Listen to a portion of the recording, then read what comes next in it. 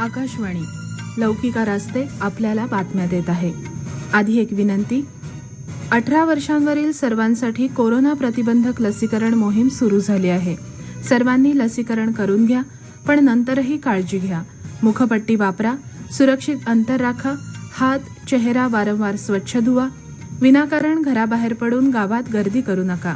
कोविड-19 बद्दल काही प्रश्न असतील तर 011 23 978 046 आणि 1075 या राष्ट्रीय तसंच 020 26 127 394 या महाराष्ट्रासाठीच्या हेल्पलाईन क्रमांकावर संपर्क साधा. ठळक बातम्या. वाढीव निधीमुळे कोरोनाविरुद्धच्या लढाईला बळ, पंतप्रधानांचा विश्वास. कृषी वित्तपुरवठा सुधारणांमुळे रोजगार संधी वाढतील, गृहमंत्र्यांचं मत. अफगाणिस्तानातली लष्करी मोहीम 31 ऑगस्टला संपेल, अमेरिकेची घोषणा. विम्बल्डनमध्ये आज जोकोविच आणि शापोवालोव यांच्यात उपांत्य लढत. आणि कोरोनाग्रस्तांची संख्या वाढल्यानं यंदाची ऑलिम्पिक स्पर्धा प्रेक्षकांविना. आता सविस्तर बातम्या.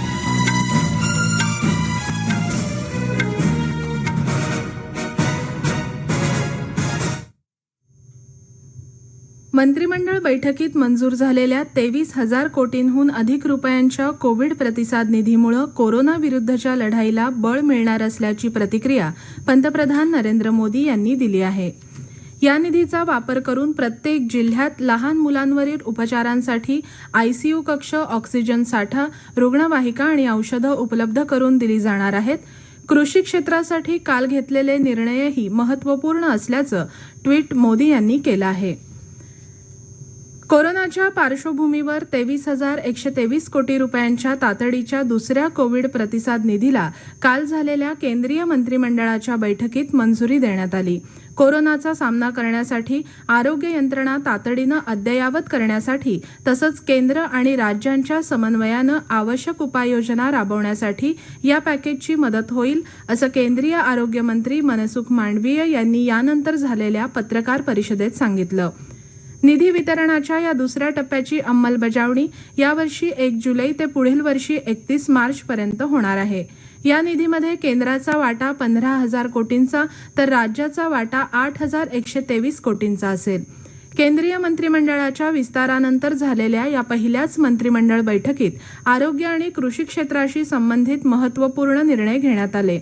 माहिती आणि प्रसारण मंत्री अनुराग ठाकूर, आरोग्यमंत्री मनसुख मांडवीय आणि कृषी मंत्री नरेंद्र सिंग तोमर यांनी या बैठकीतल्या निर्णयांची माहिती पत्रकार परिषदेत दिली.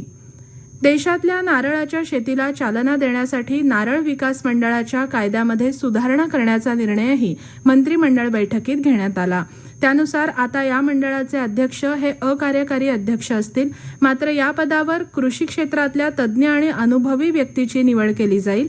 नारळ विकास मंडळाला आता देशाबाहेरही व्यवहार करता येतील, असं कृषी मंत्री नरेंद्र सिंग तोमर यांनी यावेळी सांगितलं.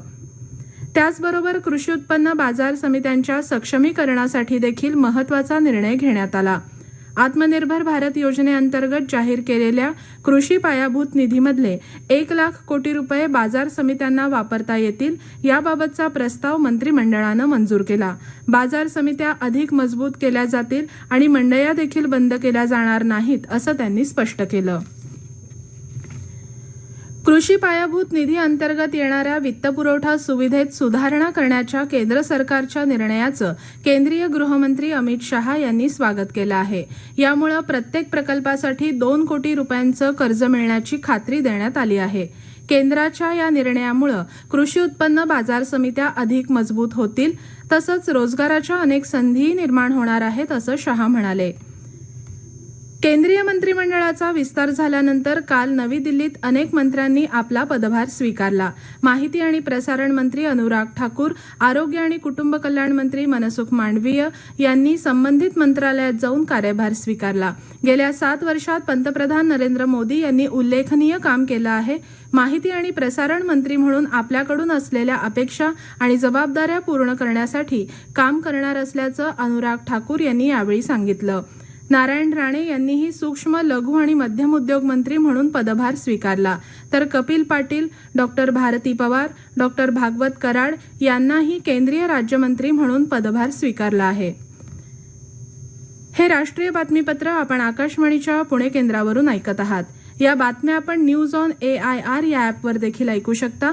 ताज्या अपडेट्ससाठी आपण आम्हाला फॉलो करू शकता. आमचं Facebook page All India Radio news Pune, Twitter handle @AIR news Pune आणि Marathi news Pune All India Radio या आमच्या यूट्यूब चॅनेलवर. कोरोना नियमावलीचा भंग होत असल्याबद्दल पंतप्रधान नरेंद्र मोदी यांनी काल चिंता व्यक्त केली. गेल्या काही दिवसांमध्ये गर्दीच्या ठिकाणांची छायाचित्र आणि व्हिडिओ प्रसिद्ध होत असून यामध्ये अनेक नागरिक मुखपट्टीशिवाय आणि सामाजिक अंतराचं भान न ठेवता वावरत असल्याचं दिसून येत आहे. हे योग्य नसून यामुळे आपल्या मनात भीतीची भावना निर्माण व्हायला हवी असं मोदी यांनी कालच्या मंत्रिमंडळ बैठकीत म्हटल्याचं सूत्रांनी सांगितलं. कोरोनाविरोधात भारत पूर्ण ताकदीनं लढत असताना अशा प्रकारचा निष्काळजीपणा योग्य नाही असं मोदी म्हणाले. एका चुकीचे गंभीर परिणाम होऊ शकतात असा इशाराही त्यांनी दिला. कोरोना बाधितांचं प्रमाण कमी झालं असल्यानं घराबाहेर पडावंसं नागरिकांना वाटत असलं तरी कोरोनाचा धोका अद्याप संपलेला नाही याची जाणीव सर्वांनी ठेवावी असं आवाहनही त्यांनी केलं. अफगाणिस्तानातली आपली लष्करी मोहीम 31 ऑगस्टला संपेल असं अमेरिकेनं जाहीर केलं आहे. अफगाणिस्तानमध्ये तालिबानचं वर्चस्व पुन्हा एकदा वाढत असताना आणि अफगाणी सैन्याबरोबरचा त्यांचा संघर्ष वाढला असताना अमेरिकेनं ही घोषणा केली आहे. अल कायदा या दहशतवादी संघटनेला अधिक हल्ले करण्यापासून रोखण्याचं लक्ष्य अमेरिकेनं पूर्ण केलं असून आता आणखी एक पिढी अफगाणिस्तानात युद्धासाठी पाठवण्याची आपली इच्छा नसल्याचं अमेरिकेचे अध्यक्ष जो बायडन यांनी काल सांगितलं. अफगाणिस्तानमध्ये राष्ट्रनिर्मिती करण्याची जबाबदारीही स्वीकारण्यास नकार देताना बायडन यांनी हे काम आशियातल्या इतर देशांनी करावं असं आवाहन केलं आहे. प्रसिद्ध चित्रपट निर्माते कुमार रामसे यांचं काल हृदयविकाराच्या धक्क्यानं निधन झालं. ते 85 वर्षांचे होते. रामसे बंधूंनी तयार केलेल्या भयपटांपैकी बहुतेक भयपटांची पटकथा त्यांनी लिहिली होती. पुराना मंदिर, साया, खोज हे त्यांचे चित्रपट गाजले. और कौन आणि दहशत या चित्रपटांचीही त्यांनी निर्मिती केली होती. विम्बल्डन टेनिस स्पर्धेच्या पुरुष एकेरीच्या उपांत्य सामन्यात आज सर्बियाच्या नोव्हाक जोकोविच याचा सामना कॅनडाच्या डेनिस शापोवालोव याच्याबरोबर होणार आहे. जोकोविच यानं 2018 आणि 2019 मध्ये ही स्पर्धा जिंकली होती. ही स्पर्धा जिंकून 20 ग्रँड स्लॅम जिंकण्याच्या रॉजर फेडरर आणि राफेल नदाल यांच्या विक्रमाची बरोबरी करण्याची त्याला संधी आहे.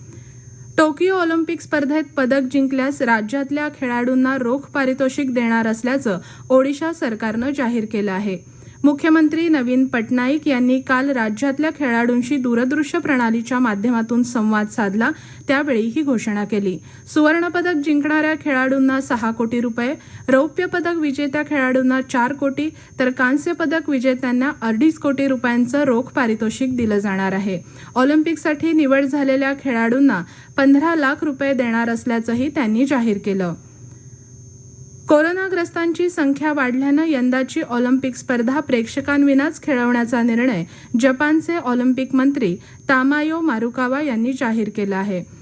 संसर्गाच्या पार्श्वभूमीवर जपानचे पंतप्रधान योशिहिदे सुगा यांनी काल टोकियोमध्ये आणीबाणी जाहीर केली होती. दरम्यान स्पर्धेच्या तयारीचा आढावा घेण्यासाठी आंतरराष्ट्रीय ऑलिम्पिक समितीचे अध्यक्ष थॉमस बाक हे टोकियोमध्ये काल दाखल झाले आहेत. शेवटी पुन्हा ठळक बातम्या. वाढीव निधीमुळे कोरोनाविरुद्धच्या लढाईला बळ, पंतप्रधानांचा विश्वास. कृषी वित्त पुरवठा सुधारणांमुळे रोजगार संधी वाढतील, गृहमंत्र्यांचं मत. अफगाणिस्तानातली लष्करी मोहीम 31 ऑगस्टला संपेल, अमेरिकेची घोषणा.